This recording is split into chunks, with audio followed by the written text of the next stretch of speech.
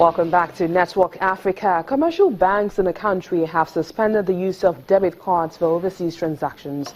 Also suspended by the banks are online transactions priced in foreign currencies.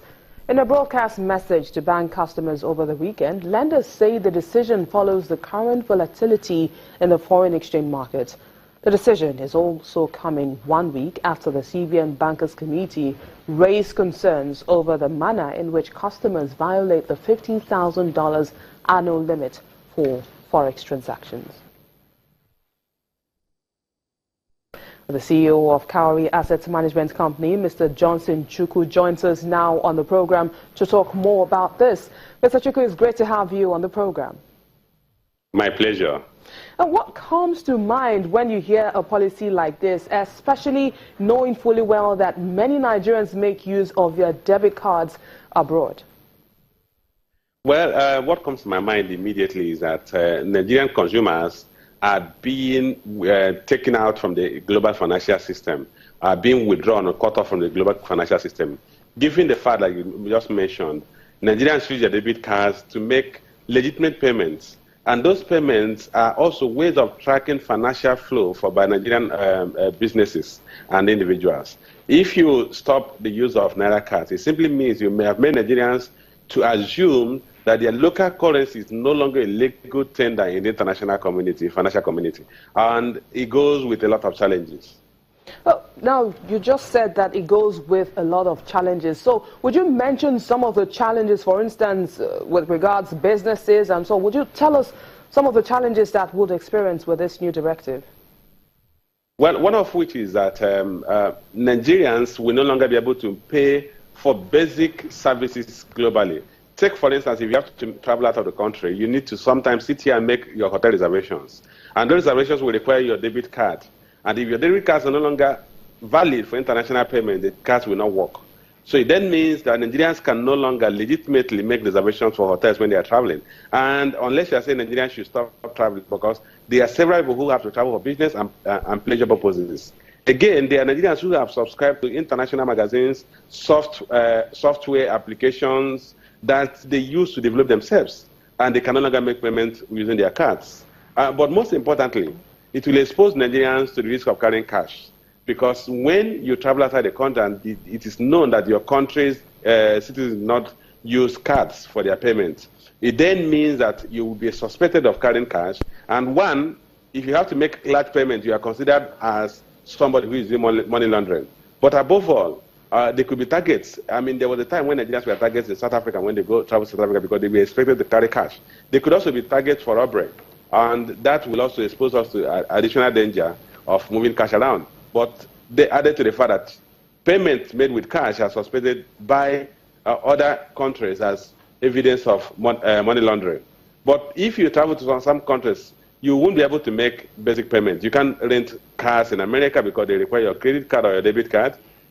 You can't block your hotel reservation because they require your credit or debit card. And those are going to be major challenges to Nigerians who travel a lot.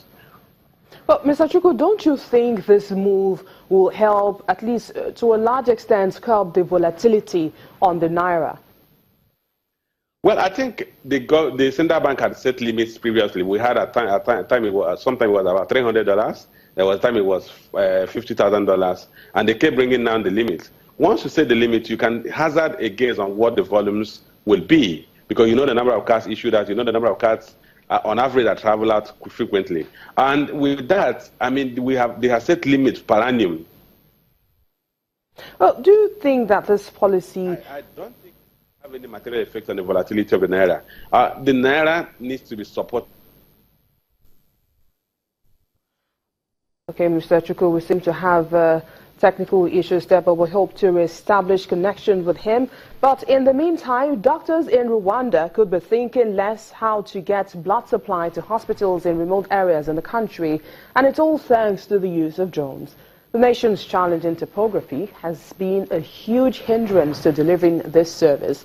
But a startup company has begun a drone service to deliver blood bags to as many as 20 remote hospitals. Rwandan doctors stranded without vital blood supplies are about to be rescued by an important new ally in their fight to save lives: drone deliveries. Zipline, a California-based robotics company, launched a service using drones to deliver blood to far-flung clinics, bypassing traffic or washed-out roads in the East African nation dubbed the Land of a Thousand Hills. So what we're doing in Rwanda, we're here at the Muhanga Distribution Center. It's actually the world's first drone delivery distribution center. And from this center, we're going to deliver blood to 21 transfusing facilities. It's about half of all the transfusing facilities in the country of Rwanda. And the country delivers about 65,000 units of blood a year. 50% of that is going toward moms who are suffering from postpartum hemorrhaging, and then 30% is going toward kids under the age of 5 who are suffering from severe anemia due to malaria.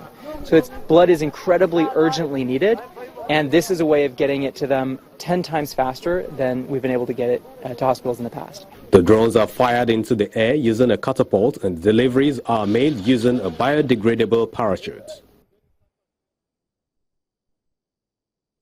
Rwanda uses about 650,000 units of blood per year. About half of that goes to mothers who suffer postpartum bleeding, and another third is for children under the age of 5 who have malaria-induced anemia.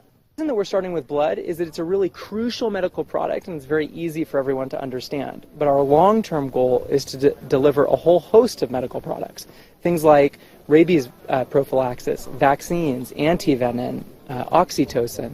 These are all needed urgently, and when a patient doesn't have them, their life is in danger. So our goal is to slowly incorporate many more products into our deliveries over time. The medical director of Kabgayi Hospital says the service would help provide rarer blood types that the hospital did not usually keep in stock. We haven't a case we have lost for the loss of the blood, but we have the challenge because when we haven't the blood, we must refer the client in the referral hospital, and it's very far.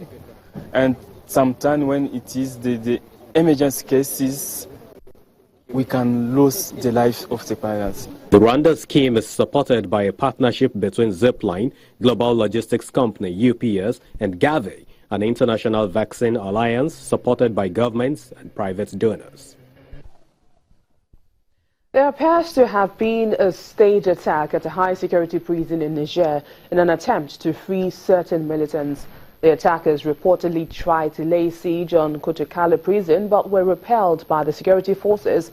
Members of the Boko Haram sect, which has operations in the Niger Republic, are being held in the prison, and the attack comes days after gunmen raided the house of a U.S. aid worker in central Niger, killing his guards and driving him across the desert towards Mali.